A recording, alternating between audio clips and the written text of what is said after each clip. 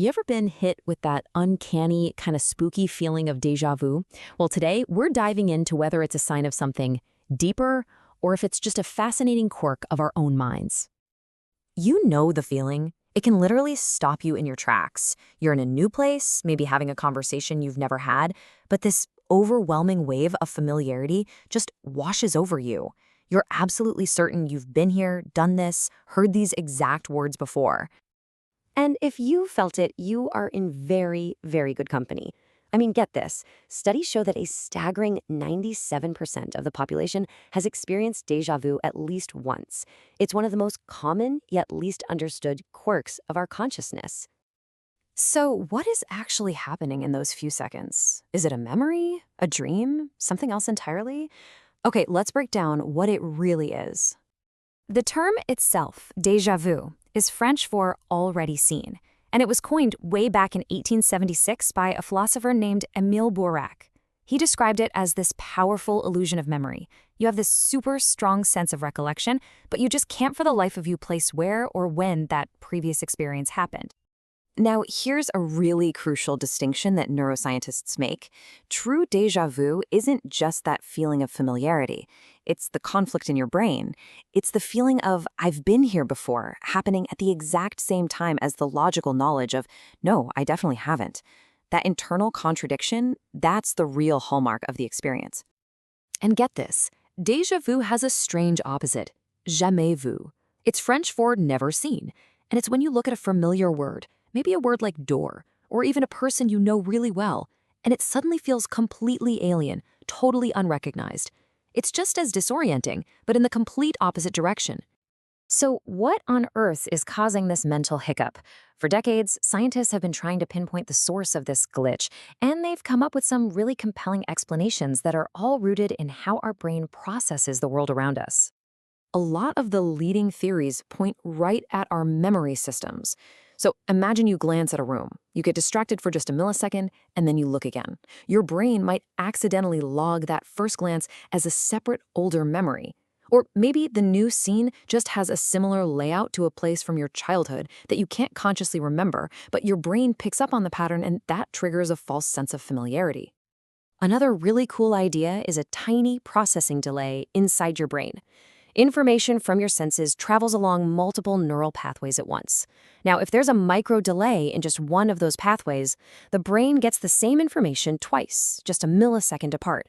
It processes that first signal as the present, and then mistakenly interprets the slightly delayed second signal as the past. And boom, instant déjà vu.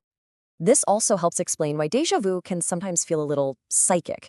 Like you know exactly what's about to happen.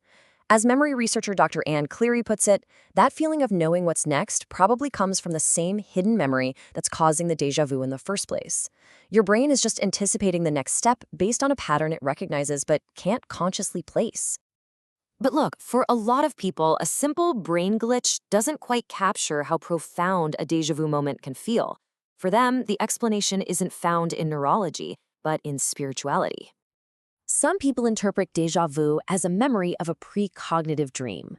The idea is that you've dreamed of this exact moment before, you forgot all about it when you woke up, and then when the event actually happens, that forgotten dream memory gets triggered, creating that uncanny feeling. And the interpretations here are incredibly diverse. Some see it as a kind of cosmic checkpoint, a sign that you are exactly where you're supposed to be on your life's path. Others believe it's an echo from a past life, a memory just bleeding through. And then you have these really big ideas, like tapping into a collective human memory, or briefly seeing time not as a straight line, but as something where the past, present, and future all exist at once. So you've got these scientific glitches on one side and these spiritual glimpses on the other. But what if they're both kind of missing the point? Recent neuroscience has uncovered a really surprising twist that reframes this entire phenomenon. The surprising modern theory is this. According to neuroscientist Dr. Akira O'Connor, déjà vu isn't a sign of a faulty memory system at all. It's actually the opposite. It's a sign of a healthy brain doing its job perfectly. It's not a bug, it's a feature.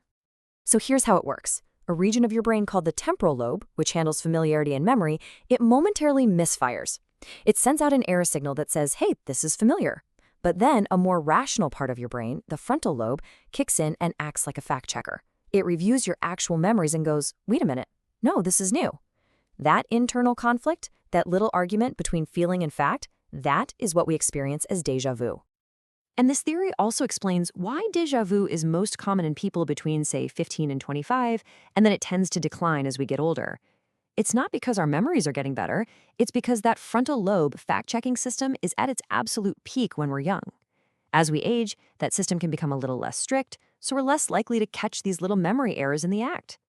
So, for almost everyone, experiencing déjà vu is a good thing. It's a sign your brain's error detection system is sharp and on the job.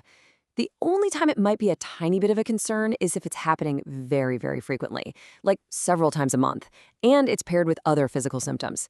In really rare cases, this can be associated with conditions like temporal lobe epilepsy, so it's always worth a conversation with a doctor if you're worried.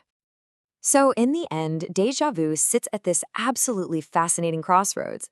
It can be seen as the beautiful, efficient work of a healthy mind's fact checker, or it can be a deeply personal experience that feels like a message from somewhere beyond our everyday reality. Is it just a simple brain check, or is it something more? The experience, it seems, is yours to interpret.